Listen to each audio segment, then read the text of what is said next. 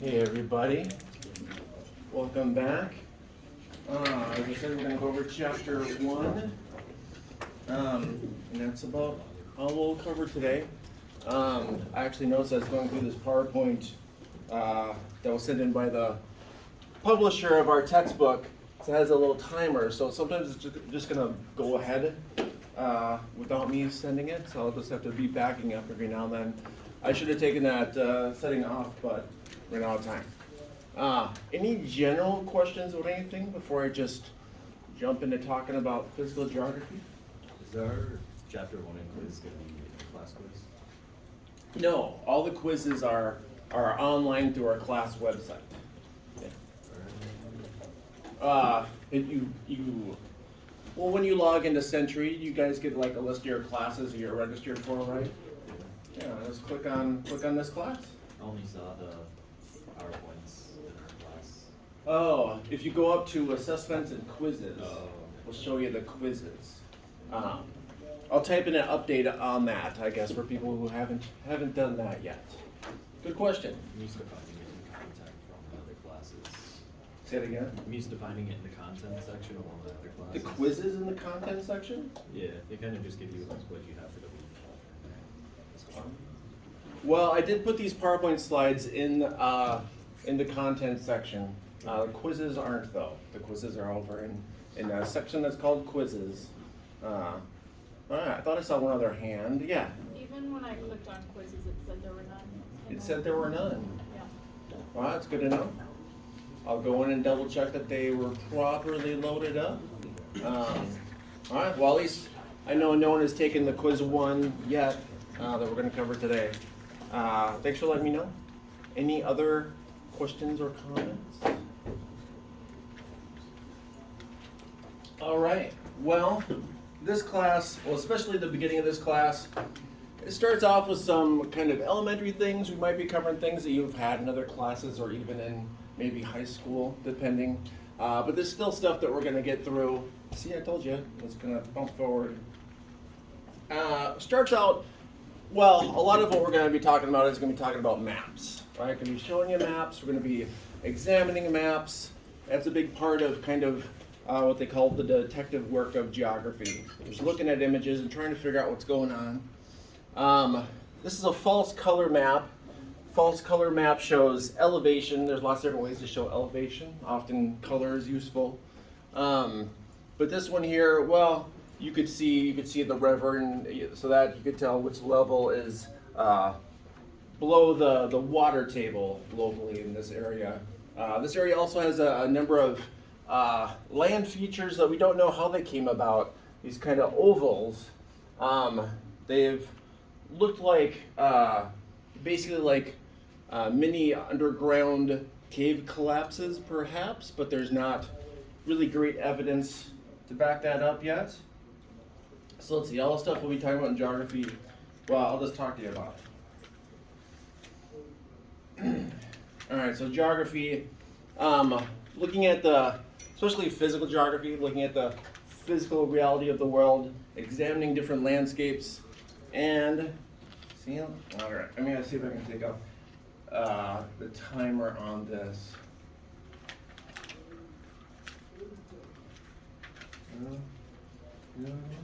I think I'm just gonna be stuck. Oh well. So in this image, not a lot of data is given besides that these are 2 different years. And because it keeps on going to the next slide, I might have told you what's going on. Anyone want to take a guess as to what has changed in these areas over time, or what the colors mean? Oy vey. Gives me seconds. All right, I'm gonna look at this one more time. Don't actually know how to take the timer off of it. Go over here. The transitions tab? Ah. It doesn't look like it has anything on there. To me. Alright. Well, like I said, I'm just gonna rough it out. Alright, anyone want to hazard a guess of what's going on between these images in the time that passed? Yeah. Canopy covered? Canopy cover. Well, I will say that this is the Amazon rainforest. Amazon rainforest. But there's something that's happened in between these years. Anyone want to hazard a guess? Trees, stuff getting taken out. Yeah. Deforestation, logging. The deforestation happens in a pattern.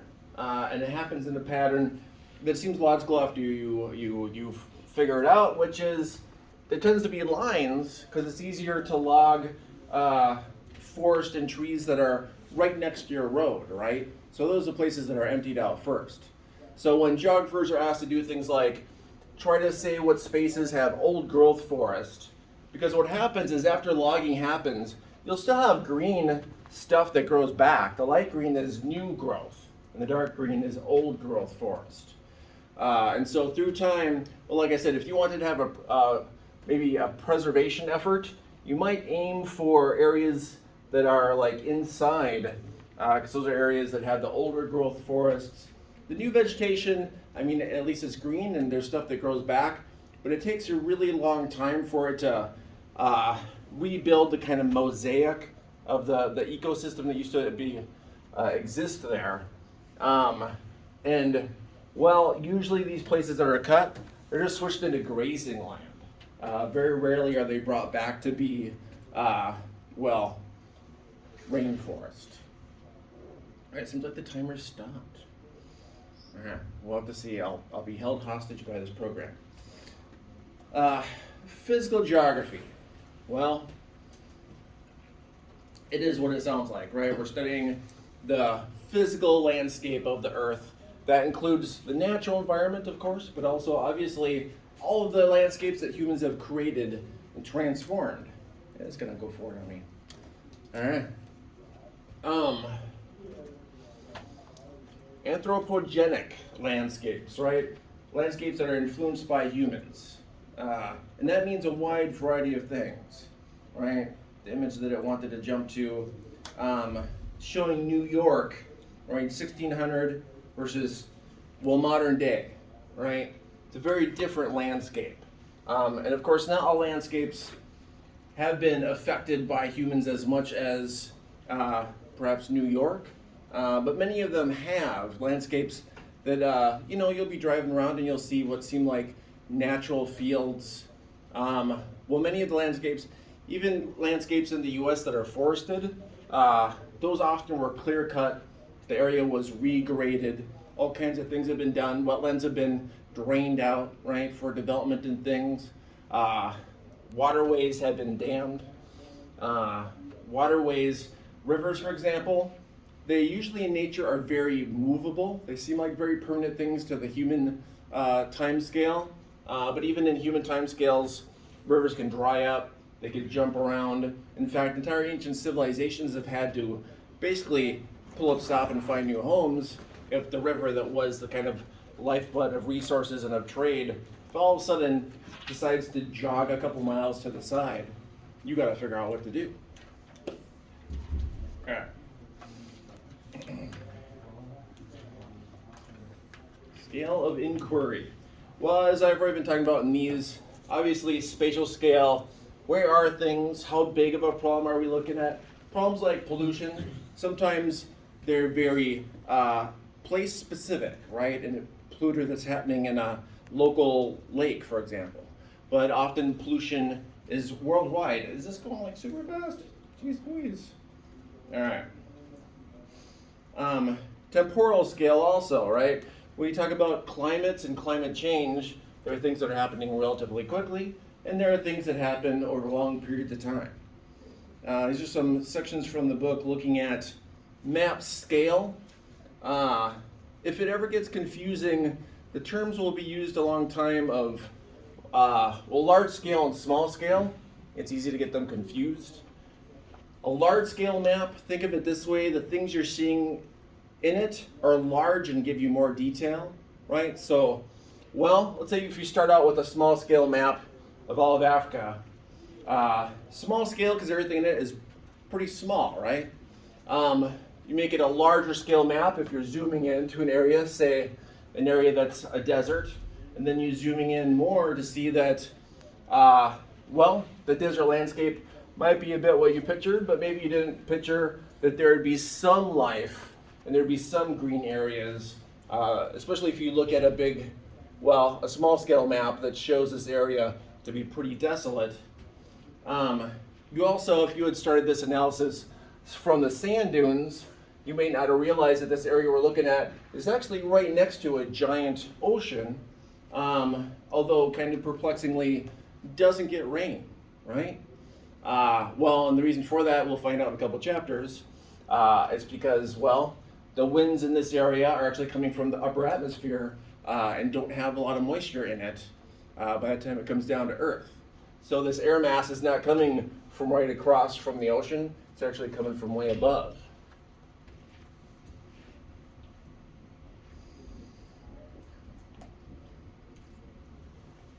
One of the main textbooks on maps is actually called How to Lie with Maps. How to Lie with Maps. So what that means is all maps have to make a choice of what they're going to show, right? You can't have a map that shows you every single detail of the place you're looking at. So for example, these are pretty similar maps as far as location. Just one of them is showing just the continents from this angle. The other one, being a picture from space, so it's shown, there's nothing really taken out in that one. But the landscape is a bit obscured by clouds, right? So you made a choice in the other one of what you want to show. Large scale, small scale. I feel like I pointed those out pretty well. So let's see, when it talks about different scales of time, there's a section in the book talking about how, for example, Northern Africa used to have a very different climate in ancient times. Right? These are giraffes that are on some of the local boulders in an area that today that is, it doesn't have enough vegetation to sustain giraffes or much other life, right? And actually we'll be studying these types of landscapes a lot. Places that are steppe climate or not quite arid but near arid. Those are areas that are vulnerable to droughts that could go thousands of years sometimes. Well, if you remember from the first episode of Guns, Germs, and Steel, that's part of the reason why some of the first ancient civilizations who developed a lot of things of what we refer to as civilization, division of labor, things like that. Many of them were in these kind of fragile ecosystems that can be overtaxed relatively easily. Another global thing that we'll be looking at a lot, depending on the chapter, Arctic sea ice loss. As you can see, that's been changing through time. It's probably not news to you that sea ice has been decreasing. We'll go into a more extensive examination of maps of that in the future. So geography, because it's often kind of looking at a big picture of things, it looks at how things interact. And this could be in large scale and small scale interactions. So energy, capacity to do work on or change the state of matter, any material that possesses mass and occupies space. Pretty simple, right? Except for, energy can change the state of matter. Here on Earth, we know this time of year definitely matter can exist. Water can exist as an example of matter in 3 different states: solid, liquid, or gas. If you're ever reading any of the news about planets that we're discovering that are in different places, it's kind of interesting because it depends on the specific planet and the temperature. What forms of matter are in what forms of gas or liquid. So for example, there was last week they discovered a planet that was so close to its sun that basically solid rock is what takes up these different levels in the atmosphere because there's so much heat that the rock itself is being boiled off the surface, going into clouds, and then when it rises, it cools off, and then they re-solidify, and so there is kind of a rain or snow that is of that rock. As you can imagine, that'd have to be a pretty hot planet. They're able to find a lot of those actually. They're a bit just easier to find, not that there's a lot of those planets that exist for very long. Radiant energy. So a lot of the energy we're going to be talking about is just electromagnetic waves from the sun, right? From the sun, and we all know that the sun emits energy, right? It hits the surface of the earth. That energy is what changes our water into these different forms, and that causes a lot of the kind of energy flow around the earth. What I mean by that is, well, in this image you could kind of see a cycle, right? You see liquid, sun coming in can, well, make that liquid turn to vapor. That vapor rises, turns into clouds. Eventually, in this climate, it would snow again. That snow would add to this glacier. The weight of each snow adds pressure and pushes glaciers. So if you ever see glaciers, well, if you've ever been up to them, when we talk about something going glacially slow, we mean like super slow. But if you're over here and you put a camera up and you do a time lapse, you'll see that this is all flowing down. We'll watch some of those videos later in the semester. And so this water is actually coming to here, and you have a little cycle basically going on here. The same cycle is going on lots of places around the planet, where you have the energy from the sun changing the water into different states. And in each different state, it takes energy for it to change state, and then it will, it will release that energy when it changes states back, right? So that's one of the reasons why when you get a lot of water vapor, forms into clouds. When it's going to change form into rain, there's a lot of energy, a lot of lightning, a lot of thunder, a lot of winds. All these things are energy that all were stored up from the sun, basically, into matter.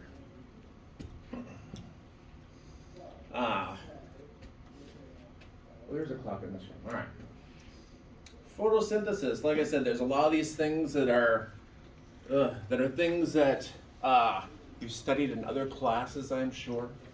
Photosynthesis, process by which plants, algae, and some bacteria convert the sun's radiant energy to stored chemical energy. Usually you see these in green things, right? Green is the classic color of photosynthesis. A little bit of trivia for you. The green form of photosynthesis is actually not the first form of photosynthesis. There was a purple form earlier that was less efficient, and those purple plants, used to be most of the plants on the earth were purple, but the green form that eventually came about was more successful. There's still some purple plants that use a different form of photosynthesis, very often in high mountains, high elevations. Some still exist here and there, but the green is just too productive. Chemical energy in a substance that can be released through chemical reaction, and that obviously involves lots of different things. It involves, living organisms using chemical energy to move, carry out metabolic functions. So humans, potatoes, right? We all use chemical energy to do stuff. Obviously, an explosion is chemical energy as well, right? There's all kinds of different ways to get a chemical energy release energy. Sorry, I'm just wondering if I go forward a little bit and back, maybe then it won't give me quite the time frame. So day in the life of solar energy. Just an example from the book. Oh, it doesn't. Sun's energy comes on in, right? Evaporates water. Water goes up in the sky, comes down as rain. Water, moving water, water of a river. That's kinetic energy, right? Kinetic energy that could wear away mountains. And of course, humans put up things like dams for a number of reasons. often to create a reservoir of water behind it.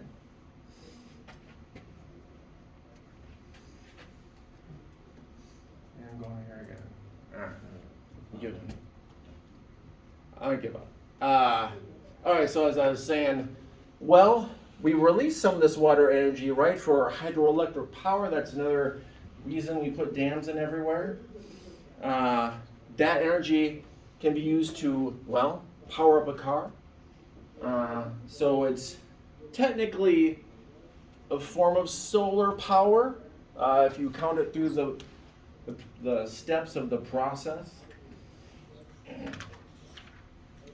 All right, stay on this one for a minute.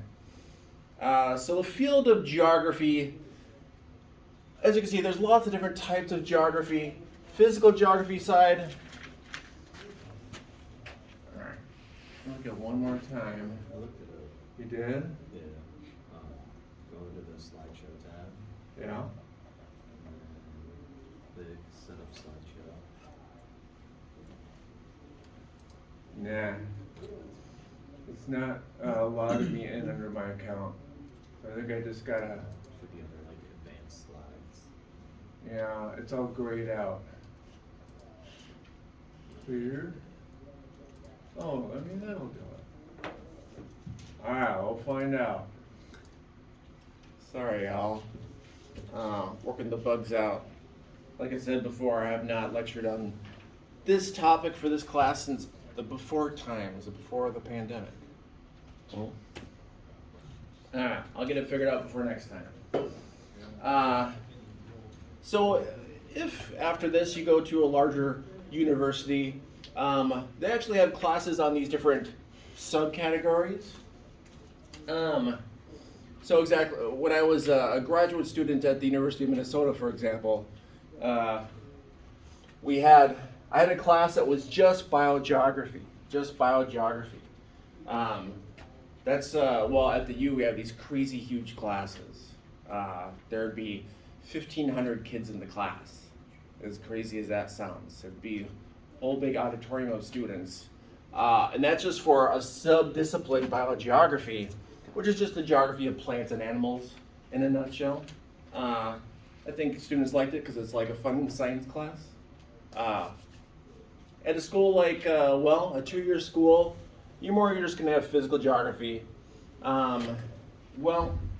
In physical geography, we're going to be studying these kind of 4 categories: atmosphere, biosphere, hydrosphere, lithosphere.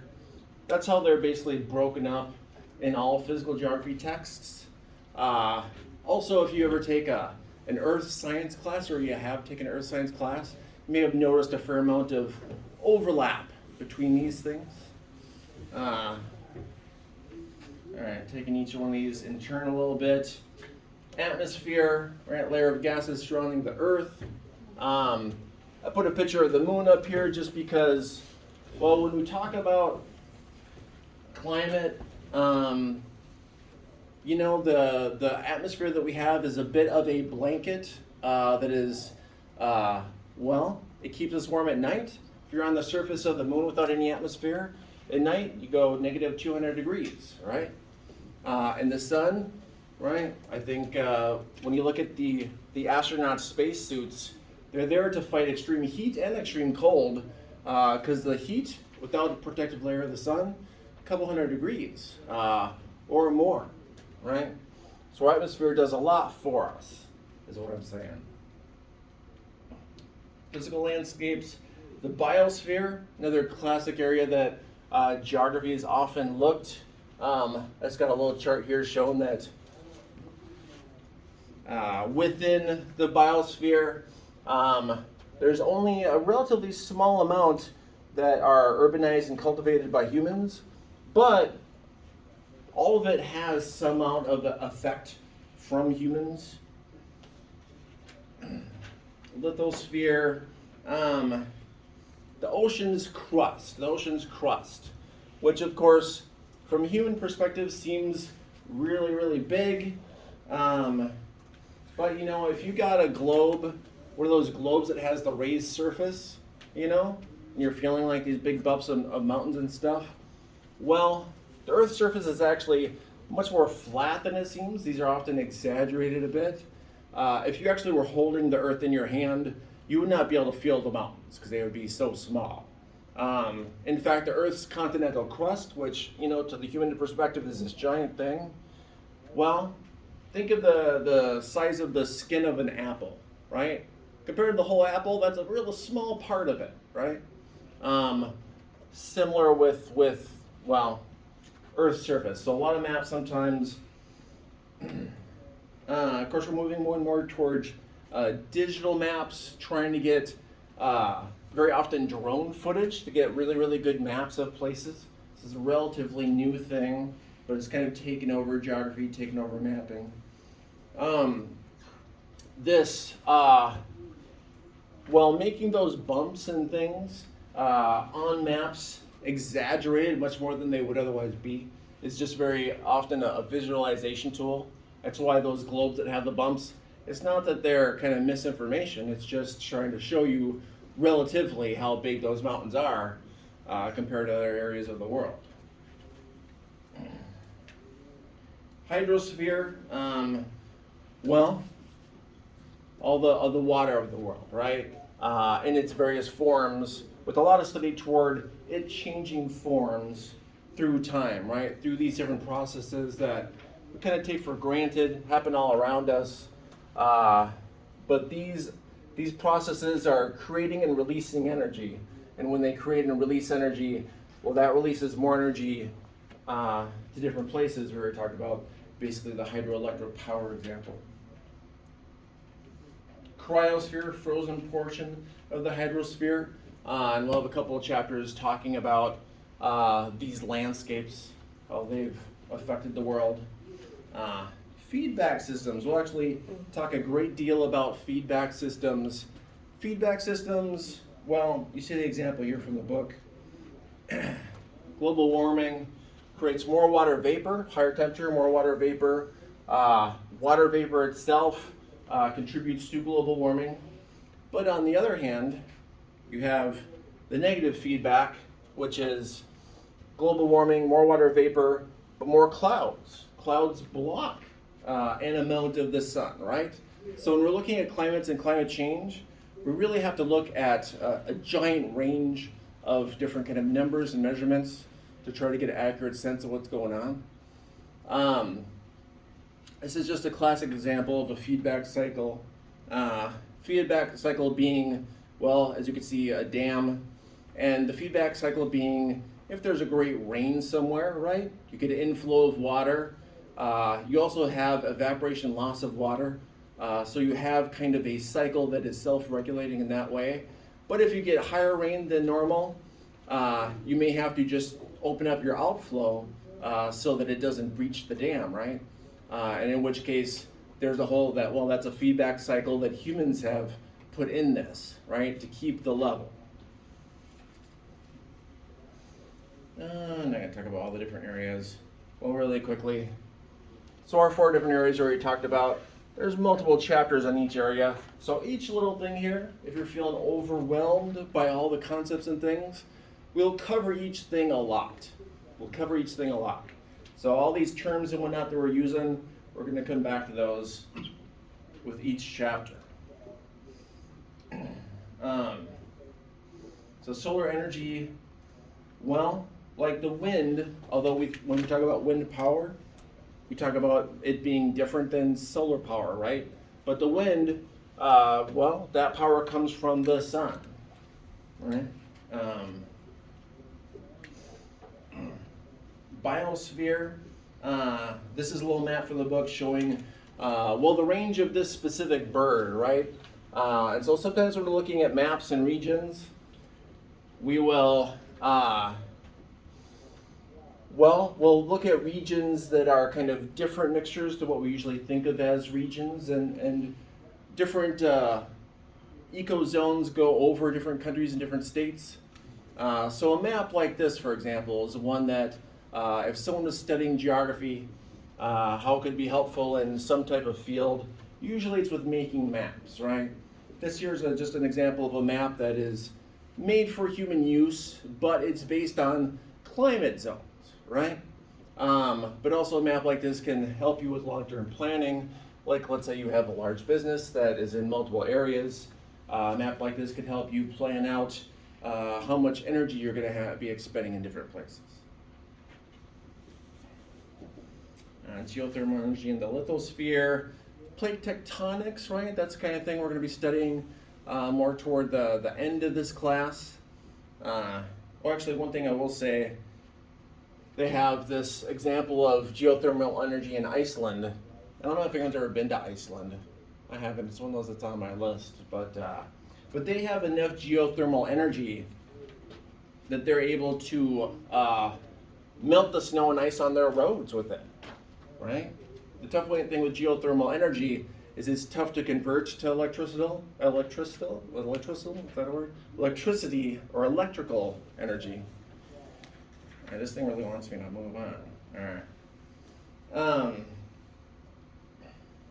So this is another image, well, talking about all these different energy systems. This is a before and after picture. I have a feeling we have to press back on this a million times because I want to talk about it for a couple of minutes. Anyone want to just hypothesize what happened in between these pictures? Yeah. Monsoon season. That's how it's Thailand, right? Monsoon season and what? It's Thailand, right? It is Thailand, but this isn't due to the monsoon. But it is Thailand. People want to make any other guess? Urbanization. That's a fair guess, but these are only one day apart.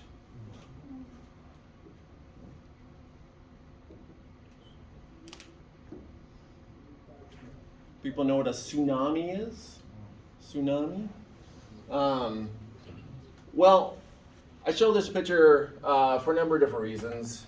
Well, a tsunami, just so you know, is a big wave, right? And there's a number of different ways that a tsunami comes about, but they're all through tectonic stresses. So you could have an underwater volcano, you could have an underwater earthquake, you could have an underwater cave that collapses. All kinds of things that can displace water, right? Well, by displacing water, you create a large wave. This is Thailand 2004. In 2004, Thailand, it was a big tourist spot. You can see these are actually very lovely beaches in the before picture. And so there are a lot of tourists here. They did not have a good infrastructure for warning tourists about tsunamis. And so, for example, classically what happens when a tsunami, a large wave is coming, because it's a displacement of water, a large wave, well, that wave in that water, that mass comes from somewhere. So the first thing that you would see if you're on the beach is you would see this water recede all of a sudden. You'd see this water go back, right? Because you have this big wave way out here that is increasing, and so that sucks in this water. And so if you're on a beach, you know, you're all young college students, hopefully you'll start traveling in the world. If you're on a beach and the waters suddenly go out, well, they assumed that it was just like a tide change, right? There are tourists, they're not from there, they don't really know. Water goes out, so people start walking down and checking things out. Because they're like, oh, look at that, there's this old boat that's been under the water, and look at this interesting stuff. So everyone moved the wrong way. These days, often there's alarm systems, especially in Thailand after this. And they'll often, like if you go to California, they'll have signs, right? That'll say tsunami evacuation zone. It will give you an arrow on a sign to tell you to go this way, for example. Well, when I see those signs, I always actually think of this, these maps. Because, well, as you can see, there's damage far out. If there's a 50-foot wave coming, it's tough to outrun it, right? Well, if you ever see video of tsunamis, usually it's just from someone who happens to be in their hotel. So elevation is actually the most important thing you'd want to go for. So if you can see this place here, it's relatively unscathed. This was just 10 feet up. It was just 10 feet up in elevation, right? And so this area got very minimally hit. Still some, as you can see in the before and after, but this area got minimally hit. So if you could just go upstairs of your hotel, if you could go up more quickly than you could go away, that is what you should try to do. This example, it was something like, I'm gonna say 200,000 people killed? Actually, I'm gonna Google it real quick. Let's see, yeah.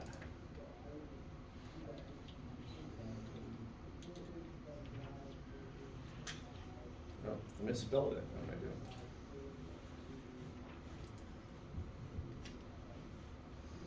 Yeah, 230,000 people died. It's a lot, right? All right. Solar energy in the lithosphere.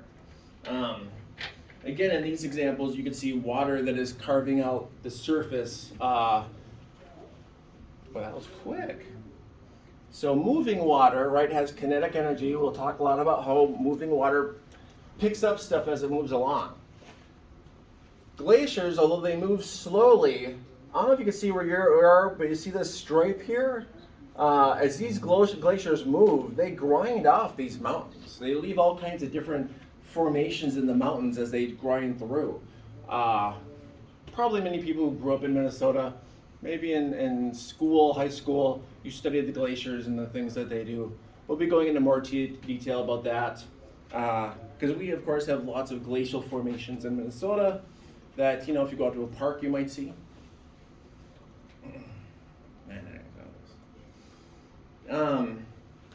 And we'll focus a lot on natural resources, support systems, meaning, well, if we pollute landscapes that we need to survive, that's not sustainable, put it that way. I would say many term papers in this class are looking to specific pollution problems at lots of different scales. Sometimes they're global scales, very often they're just smaller scales, local pollution that happens. But again, we're always looking at systems, right? How does this all flow together? I know that when we're looking at maps, it feels like we're looking at real static things that aren't dynamic and aren't moving and aren't interacting. But we're actually looking at, well, lots of different processes. You could see water process here, right? You could see solar process. You could see air process. You could see, well, plants and animals and the food chain going on here, right? There's all these different types of processes that are going all at the same time. And if humans do anything to any one of them, and we do all the time, that will change things, right? So we'll look at a lot of what people have been doing, what humans have been changing. We'll also, well, be kind of looking at things with an eye to the future. So for example, well, back in the 70s, there was a lot of news stories about fire ants that were not from North America, but were newly in North America. And maps like this, and this was a process of about 10 years had elapsed for this. And as you can imagine, a lot of people got very alarmed and started kind of, well, saying that at the rate this was going, North America would be taken over by a fire ant problem by the year 2000, they said, right? Well, when we're looking at predicting things and trends, they didn't really have a full understanding of fire ants and how they work. So through time, fire ants did spread, but this is as far as they went, right? Because there was a big limiting factor that would make it so fire ants just could not get beyond this area. If you're looking at this area, can you guess what the limiting factor on fire ants was? Yeah. Environment? Yeah, any place that had a good freeze killed them off, right? So places basically had to be pretty warm year round. Even minor fluctuations of a really bad winter in these places would just kill them off. So people who are doing these kind of alarming news stories, they weren't really looking in depth into their own substance. They were geared more toward selling newspapers, right? Which is often what news is really about. Science of spatial awareness. What does that mean? Well, you can see I have this picture of a cave map from France thousands of years ago. When they've analyzed these different cave map depictions, scientists have found out that a lot of these were very simple maps. People were trying to figure out where their resources were, the distances between those resources, where they were in relation to where they were as far as having a settlement that was in a cave. So humans think very spatially, is how I'd put it. So when we're looking at the Earth and we're looking at places around the Earth, we have some pretty simple measurement systems. Again, like I said, you might have had this in high school. Lines of latitude, lines of longitude, just how we slice up the Earth to measure a place from here to there. Right? So we have all kinds of degrees. And so when we're looking on maps, if we need to see where a place is, we could go by the geographic grid. Actually, let me just keep on going to maps. So the Earth, again, divided up. If we're looking at something simple like time zones, for example, well, the Earth spins, which you all know, although the book also tells you that the Earth spins in case you forgot momentarily. I was reading this section, it's like the Earth spins. It's like, oh, go on. Well, the Earth spins. When it comes to what humans do with this, right, these aren't all straight lines, but they technically should be. That's because humans, well, it's China, for example, decided it wanted to be all in one time zone, even though it's a real big country, right? The U.S. being also a big country, we've split up into these different time zones just because it wouldn't really make sense for us to have a big unified time zone. Places that have a bit more of a, let's say, authoritarian government can make these types of big decisions. But as you can see, Russia is such a long place that it would really be impossible for them to decide to have one time zone. Oh, let me back up 1 second. One of the main reasons I show this is actually, we have the prime meridian, right? This is one of our main lines that we kind of measure from, but it's different than the international date line. International date line, that's where if you're flying, for example, that's when your date changes. As I said, Earth spins on its axis. When we're looking at different degrees, north and south, you can see we have subtropics, mid-latitudes, high latitudes.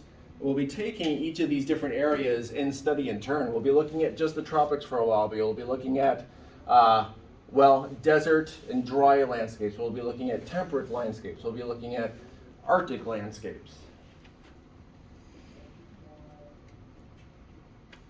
As you can see, in general, near the equator it gets more heat, right, from the sun. But as you can see, it's not an exact number everywhere. We have all kinds of things going on, including over here in our example here, we have a large cooling off the coast of South America, which is not something that's happening all the time. It's something that used to happen. It's called El Nino, right? You probably heard that on the news, El Nino. That used to run like every 11 years or something. Now it seems to be running like every 2 or 3 years. And as weird as it may sound, well, this weather pattern actually changes the weather around the world. Typically when there's an El Nino, it will mean something like more snow in the center of North America that year, right? Well, we'll talk about all those differences when we get into them. I don't want to go into every single detail about meridians and lines of latitude. I think that if I was going to give a summary, like I said, this is the way the Earth is split up using these lines. Those lines of latitude and longitude they're used in things like the legal basis of property in the United States and other places. If you ever buy property and you look at the legal definition, it will talk about these baselines, which are all based on, well, prime meridians and parallel lines. It's easier to see when you're flying over like farming areas, these lines. And most of the Earth's surface is not split up by these lines as much as the US was, but the US, a big part of its development was, well, the splitting up of land in easy to measure ways, for legal terms. GPS, a big part of geography these days. I think people in general know GPS, just satellites that help us make maps. Cartography, it's a science of map making. A lot of cartography has been taken over by GPS and GIS, Geographic Information Science.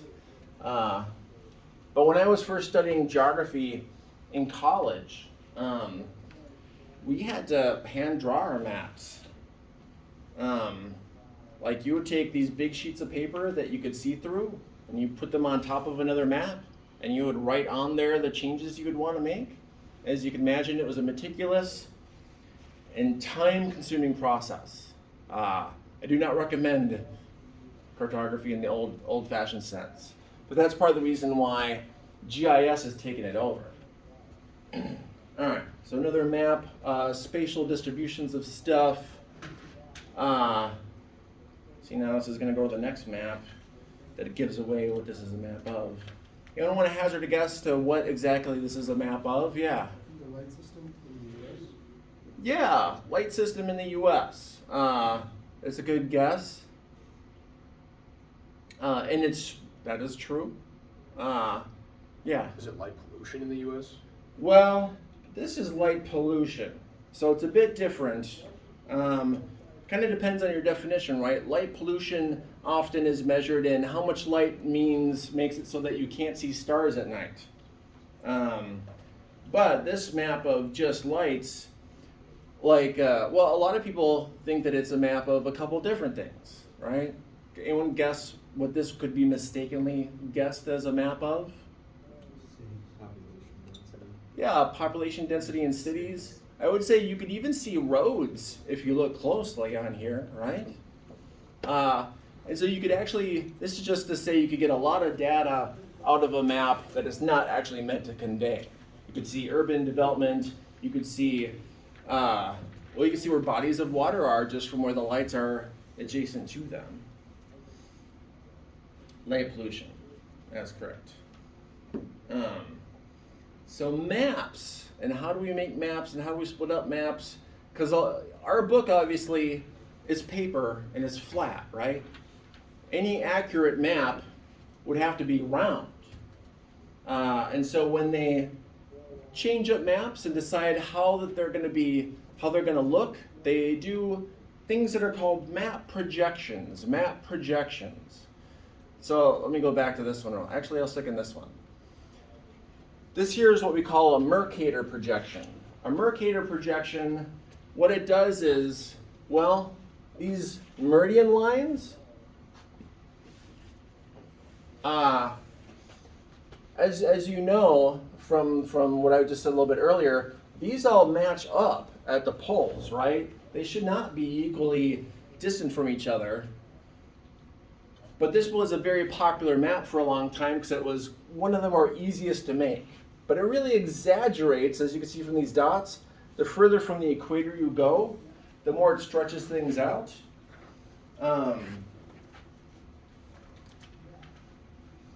So we have three different map projections here. Mercator, as I mentioned, things are really stretched out the further from the equator they go. This is a Peters map. This is what we call an equal area projection. What that means is all the places are the right size in comparison to each other. They're just not the right shapes, but they're the right sizes, right? This map, they're all the right shapes, but they're not the right sizes, right? It's the opposite choice that was made by the map maker. And now, in a map like this, if you want to compare countries' sizes to each other to eyeball it, it's a lot easier to do it on that map, right? It depends on what you're doing. This is a Robinson projection. Other projections have all kinds of different problems. And what a Robinson projection does, nothing is right. Nothing is 100% accurate. But all the different problems are just a little bit. So the shape of the places isn't right, but it's only a little off. The size of the places isn't quite right, but it's just a little off. This is the main map that's used, even though nothing in it is 100% accurate. But again, it's used because it minimizes those big differences. The Mercator map, well, it became quite controversial because in the 20th century, it was used a lot. And people felt that there was a political motivation to use this type of map over this type of map. I don't know if people have ever heard of this map controversy. People know what the political reasoning would be?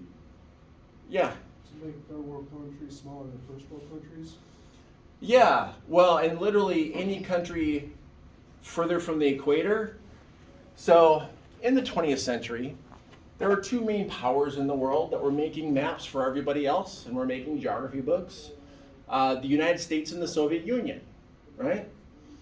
Making your textbooks all use this map makes the Soviet Union look huge, makes it look gigantic, right? The US, it looks a little bit bigger than it was, but honestly, Canada is like the country that kind of benefits from making it look way better than it is. This map here shows the actual sizes of places, right? So in this map, you can see all of Europe could just go into a small corner of Africa and fit perfectly well, right? But the maps that were popular, right, make Europe look like it's as big, right? Yeah. So like I said, this is the map that's used these days because it also is inaccurate, but everything is just a little inaccurate.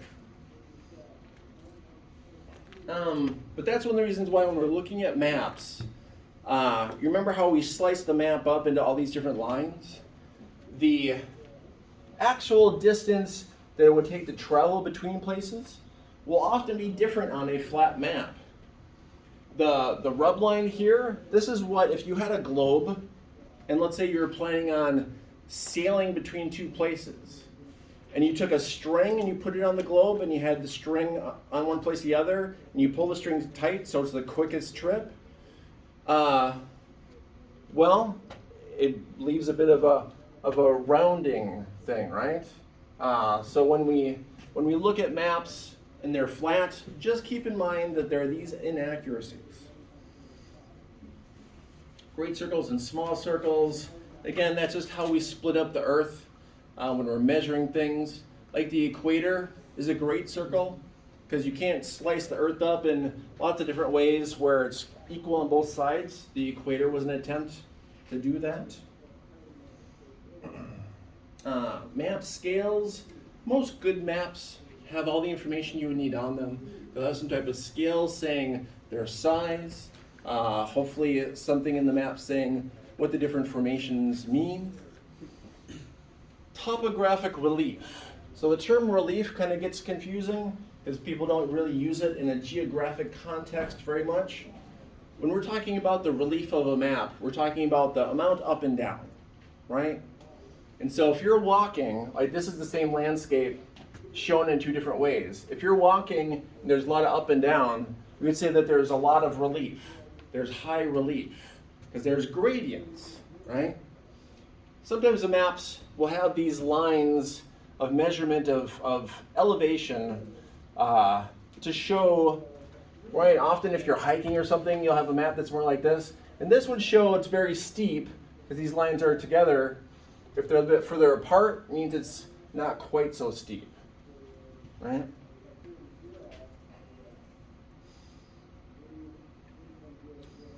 Maps like this are often used if, like I said, if you're hiking or something. And this is just another example of that vertical exaggeration that we see in some maps. All right. Some other terms: topography, shape of physical character of Earth's surface in a region, topography. So if we say that something is a topographic map, that will show its relief, also known as elevation, relief. A lot of these words are kind of used for about the same thing. Contour lines, that's what those lines were on the map. You can see how they kind of show you these different elevations. All right, imaging Earth. As I said, a lot of GPS is used. I would say within the past 5 to 10 years, drone footage has been increasingly used more and more.